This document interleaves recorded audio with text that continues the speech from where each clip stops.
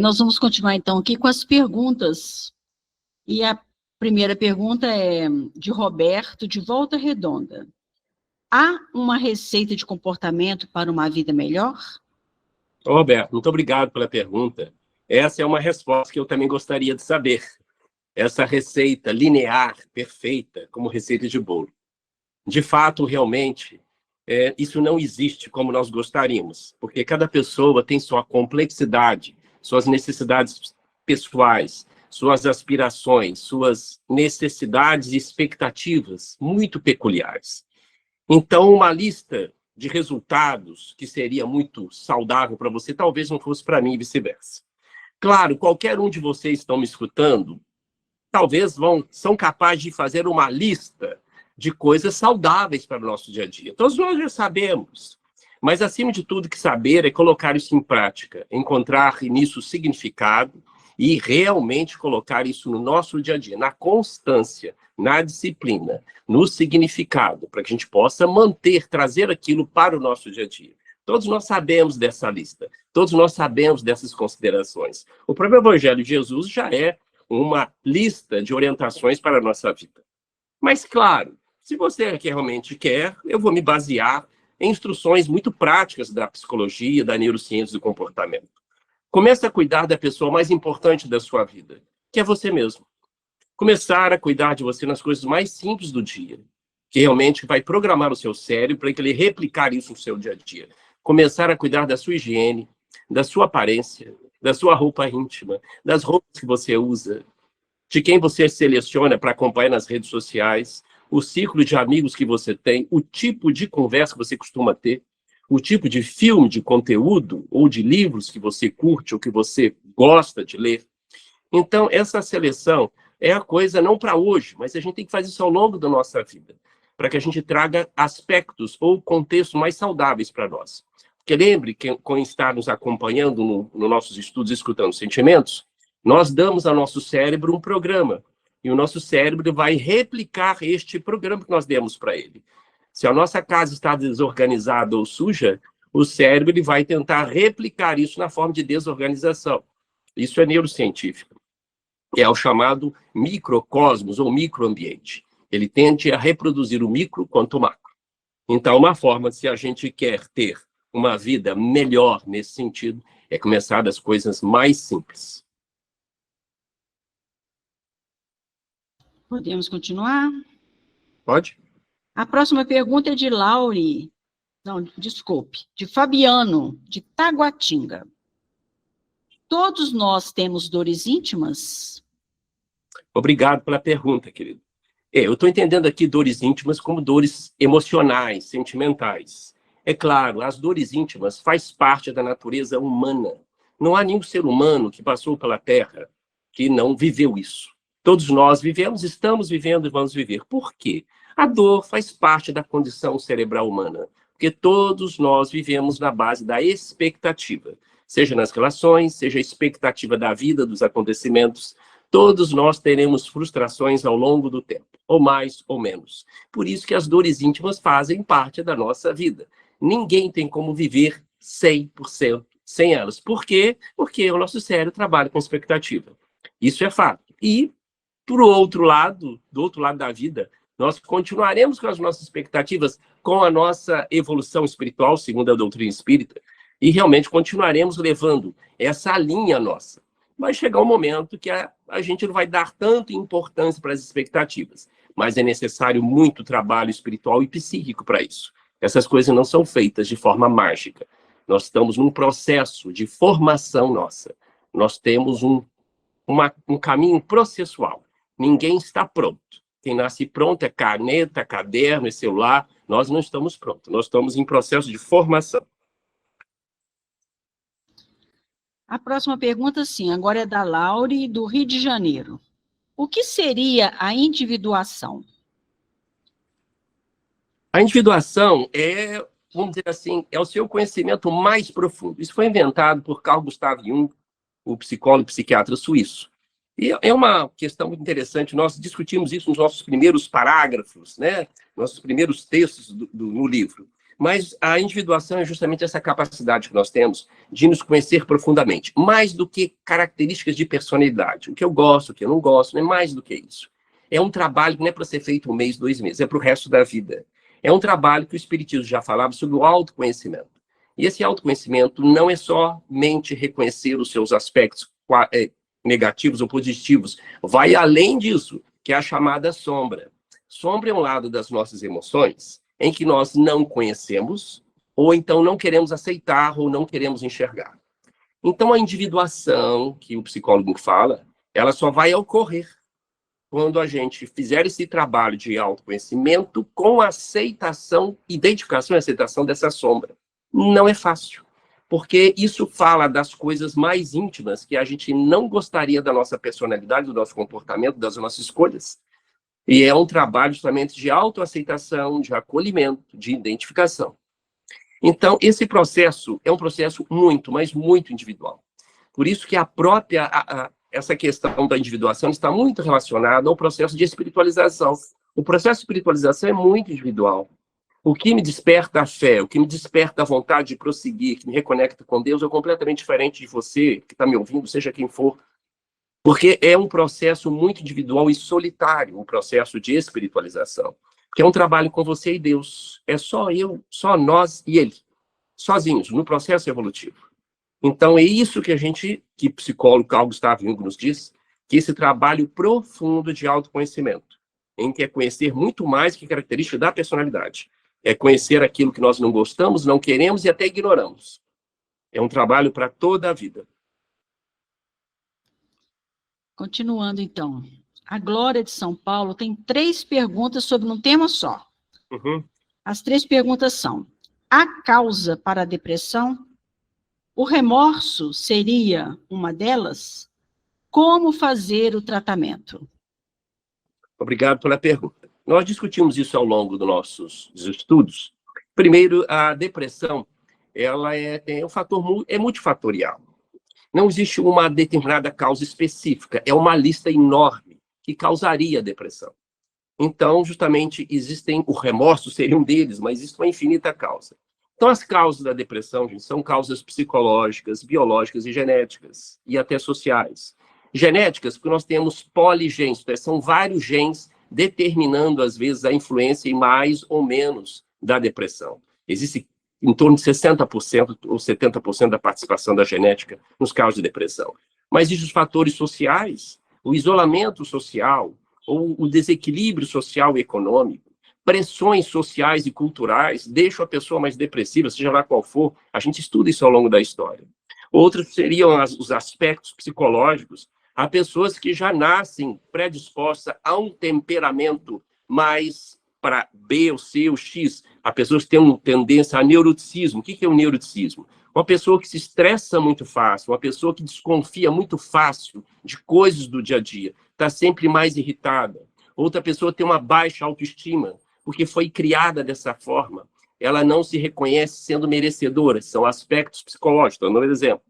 E tem os aspectos bioquímicos biológicos, que é a baixa serotonina, baixa dopamina, dopamina. Quero lembrar a muitos que estão me escutando que a serotonina não é a única causa da depressão, já está comprovado. Não é todo paciente que toma um antidepressivo que melhora e aumenta a serotonina. Por que acontece isso? Ele toma e não melhora. Porque não é somente a baixa de serotonina, é a causa da depressão. Existem outros neurotransmissores, outras substâncias do cérebro se tornam baixas, como dopamina e norepinefrina, e também outros fatores, como eu disse, sociais, fatores psicológicos. Esses fatores todos eles interagem. Então é muito comum muitas pessoas dizerem que o paciente está depressivo tomando um remédio e não melhora, mas ele está dentro do quarto, no escuro, não fala com ninguém e fica lá o tempo todo. Ele está tomando remédio. Então, vocês veem que não é apenas o remédio, é toda uma questão comportamental, social, toda uma questão que vai além da questão puramente bioquímica do cérebro. Então, eu estou aqui colocando, como vocês verem, como é complexo e multifatorial a questão da depressão. Então, existem várias causas. Então, uma classificação muito simplória para a depressão é a depressão exógena, de causas externas, sociais, remédios e outros, e as questões endógenas, de alterações da própria bioquímica do cérebro. Isso é uma classificação mais grosseira, só para nós termos uma visão ampla. Mas eu quero lembrar para vocês que estão nos acompanhando que leiam um dos capítulos do livro Escutando os Sentimentos, em que o Espírito de Hermance Dufour fala chamado das estufas psíquicas da depressão. O que ela quer dizer com estufas psíquicas da depressão? São aqueles sentimentos que aparentemente parecem muito tranquilos ou muito superficiais, ou sem muito aspecto negativo, mas que se eles forem persistentes, eles passam a ser disfuncionais. Eles passam justamente a nos deixar num patamar de entrar num quadro depressivo. É uma lista que ela faz. Vale a pena depois você ler esse livro, esse capítulo, desculpa, se chama Estufas Psíquicas da Depressão, que complementa muito o que nós estamos falando. Existem causas de depressão que não são reconhecidas oficialmente pela nossa ciência. Alguns dizem que existe a chamada depressão atípica, como eu já falei, a depressão sorridente, né? A pessoa está sorrindo, e a gente depois tem a notícia que ela cometeu o autoextermínio. É a chamada depressão atípica. Então, eu quero dizer para vocês que a depressão tem nuances, tem aspectos que saem daquele quadro clássico que a gente conhece, daquela pessoa triste, chorosa, que não quer fazer nada. A pessoa extremamente ativas, depressivas, tá? Porque a vida não tem mais significado para elas. Então, eu estou querendo dizer como é complexo, como é vasto, como a depressão se manifesta. E recordando esse capítulo da Hermance Dufour, chama Estufas Psíquicas da Depressão. São várias situações, sintomas, sentimentos, que eles podem se associar com outros e persistirem, e se tornam disfuncionais. Ela perguntou aqui ainda como fazer o tratamento. Você vai abordar isso? Claro. O tratamento, como disse, é multifatorial. Esse tratamento ele vai desde medicamentos que precisam ser tomados, prescritos por um médico, um neurologista ou um psiquiatra, ou mesmo um clínico geral, e até realmente a psicoterapia. Depressão ou qualquer transtorno de comportamento não se resolve só com remédio. Eu estou deixando isso bem claro para quem está me ouvindo e compartilhe isso com outras pessoas da sua família e do seu círculo social. Depressão, ansiedade, qualquer outro tipo de neurose ou mesmo psicose não se trata só com remédio. É necessário acompanhamento psicoterápico das várias vertentes. A linha que tem hoje comprovação científica é a terapia cognitivo-comportamental. Mas existem várias outras linhas terapêuticas em que beneficia muito o paciente, porque existem alguns trabalhos científicos demonstrando que mais importante, às vezes, do que a linha terapêutica é o paciente sentir apoiado e beneficiado pelo seu terapeuta. É quando ele se identifica, se sente acolhido e sente-se tratado pelo terapeuta, independente da linha que o terapeuta tem. Isso é um trabalho científico sobre isso. Então, buscar ajuda, sim, no medicamento e a busca justamente na terapia. E, além disso, outros trabalhos que são feitos, que é a atividade física, é importantíssima. Eu sei que para o depressivo é difícil até levantar da cama, mas a atividade física é comprovada cientificamente. Assim como outras situações que podem ajudar o depressivo, que é justamente a prática da meditação, o mindfulness, que nós já falamos, a prática de yoga, são outros justamente instrumentos para auxiliar no tratamento da depressão. E existem casos depressivos que são graves, em que a pessoa realmente não levanta da cama nem para tomar uma água, que é necessário o internamento. Isso são a minoria, mas é necessário o internamento numa clínica hospital psiquiátrico para outros tipos de tratamento, venosos. Hoje tem até eletroconvulsoterapia, que é o chamado antigamente eletrochoque. Hoje ele é feito com anestesia. Existem pacientes que necessitam disso. Então, eu abordei rapidamente qual é o arsenal terapêutico atualmente para a depressão. A pergunta agora é de Fortes, de Betim. Com base na neurociência, todos somos arrogantes? Muito obrigado pela pergunta. A arrogância é um comportamento que nós já tivemos, estamos tendo ou podemos ter. Quem aqui participou dos nossos últimos estudos é sabido que a arrogância é mais um mecanismo de defesa nosso para evitar ou nos blindarmos das nossas inseguranças. É uma forma de blindar de críticas ou de ataques pessoais. Nós tentamos ser aquilo que realmente não somos, tentamos mostrar um conhecimento que realmente não tem, então, o que acontece? Nos tornamos presunçosos. Essa é a palavra arrogante. É uma forma nada mais de compensar uma segurança. Em todo excesso esconde uma falta. E, mais uma vez, a arrogância é isso. é uma pessoa que se torna doente. Então, lembrando que a arrogância, gente, ela não está só no meio acadêmico ou no meio das empresas, ela está dentro de casa, como já dei esse exemplo. E muitas vezes nós temos um comportamento arrogante. Não quer dizer que nós sejamos arrogantes. É aquele pai que quer ensinar uma coisa para o filho, e o filho diz, ó, papai, eu tenho diploma, você só tem um primário, eu não aceito isso. Ou vice-versa. É aquele pai que não aceita que o filho mais novo ensine ele. Ora, quem é você? Antes de você eu já tinha conhecimentos. Então, isso é uma atitude arrogante. A gente vê isso no nosso dia a dia. Nós não precisamos ir muito longe. Claro, existe arrogância que chega ao ponto de ela ser duradoura e disfuncional. Isso leva à tragédia, porque a pessoa começa a se afastar da sociedade, ela começa a se tornar até, vamos dizer assim, um comportamento desajustado, porque ela perde a capacidade de antever consequências. E é necessário, às vezes, até tratamento. Mas arrogância, todos nós já passamos, estamos passando, poderemos passar, dependendo do contexto emocional que estivermos vivendo. Agora a nossa última pergunta é de Marcelo, de Bocaiúva. Uhum. Como devo tratar meus sentimentos e emoções para ter uma vida equilibrada? Muito obrigado, uma pergunta fantástica. É o que nós estamos falando ao longo do livro Escutando Sentimentos, né?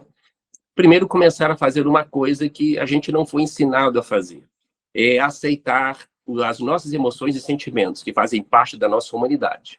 Não tem como arrancar emoção e sentimento. Fazer as pazes com ele faz parte da minha experiência. Eles fazem parte da minha sobrevivência. Você negar as suas emoções e sentimentos é a mesma coisa que você querer negar a sua necessidade de fazer as necessidades fisiológicas no banheiro.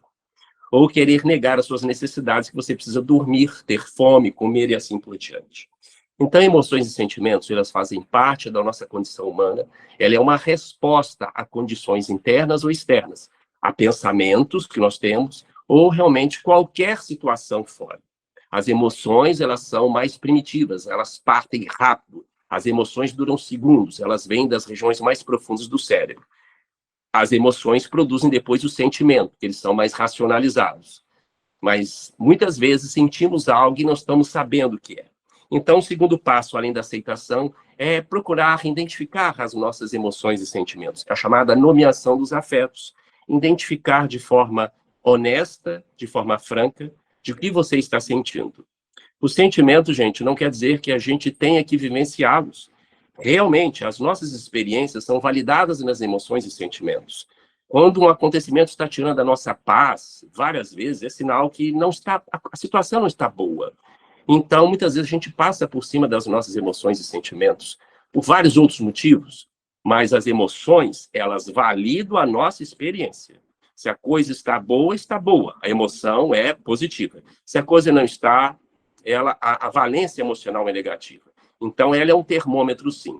Mas o mais importante também do que isso é saber que quando sentimos uma emoção e sentimento, nós não somos aquela emoção, não somos aquele sentimento. Ele é momentâneo. O que acontece é que a gente se identifica com aquilo e acaba alimentando aquilo. Então, quando sentir algo, você não é aquele algo. É a mesma coisa que eu sentir raiva, alguém falar que eu sou descontrolado, que eu senti medo, que eu sou medroso. Não é a minha reação diante de uma situação, poxa. Num contexto, alguém me desafiou, alguém fez um desaforo terrível comigo, ou tentou me assaltar, ou alguém realmente me elogiou. Então, vem a emoção. A emoção nós não temos como controlar na hora, evitá-la, mas temos como controlar e manejar as suas consequências. Porque a emoção é muito rápida, ela é instantânea. Mas controlar, manejar as suas consequências, nós podemos. Então, nós somos seres emocionais que pensam, como diz os próprios neurocientistas. Então, essa é a primeira forma de lidar com isso. E aí, ainda coisas básicas. Como melhorar esse equilíbrio, como melhorar o nosso controle emocional e afetivo. Ter uma boa noite de sono. É verdade. Quem não dorme bem, fica muito difícil ter um controle emocional.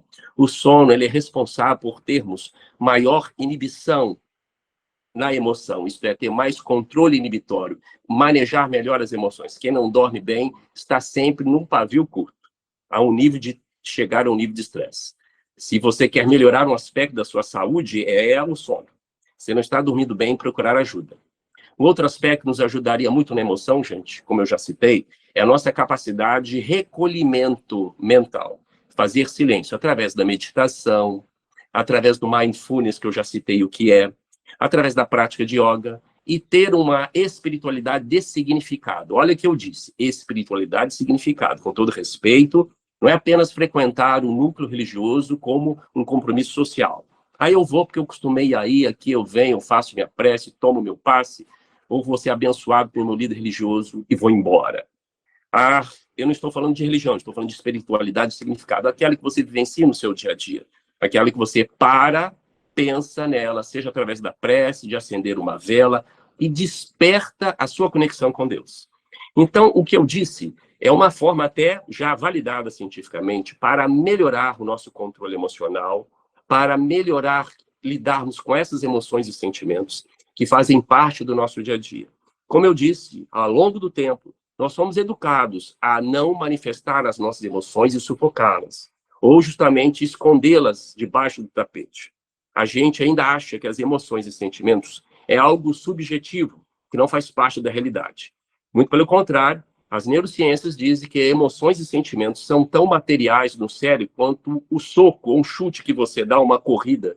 Então, ela é material, ela está presente no cérebro, na forma de substâncias químicas, eletroquímicas.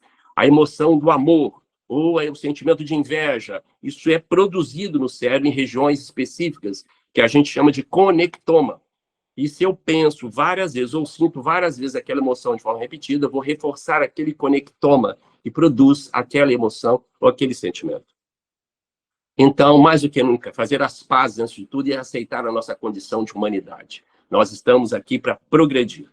Como diz justamente o budismo, nós estamos sempre querendo a perfeição. Então, a gente não está aqui para ser perfeito, nós não estamos aqui para atingir justamente o nirvana nessa vida. A vida não pede merecimento, ela pede presença. O budismo fala muito sobre isso. Vamos lá, então, meus amigos. Vamos agradecer você que está me ouvindo.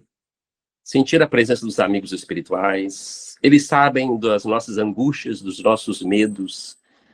Eles sabem das nossas limitações emocionais e psíquicas e vêm aqui nos ajudar. Mas é necessário enfrentarmos os desafios do dia a dia. Eles sabem dos nossos desafios. Mestre Jesus, pedimos a tua misericórdia para que nos fortaleça, para que possamos vencer. O homem velho que diz Paulo de Tarso, que possamos abraçá-lo e prosseguir com ele, no sentido de que nós queremos melhorar a cada dia, sem aspirações de perfeição, mas aspirações de melhoria. Querido Jesus, abençoe toda a nossa família, todos os nossos parentes, o ambiente que nós estamos agora, os amigos espirituais possam fazer a limpeza fluídica, psíquica do ambiente que estamos, fluidificando nossas águas e nossos alimentos. Se conosco, Jesus, que assim seja.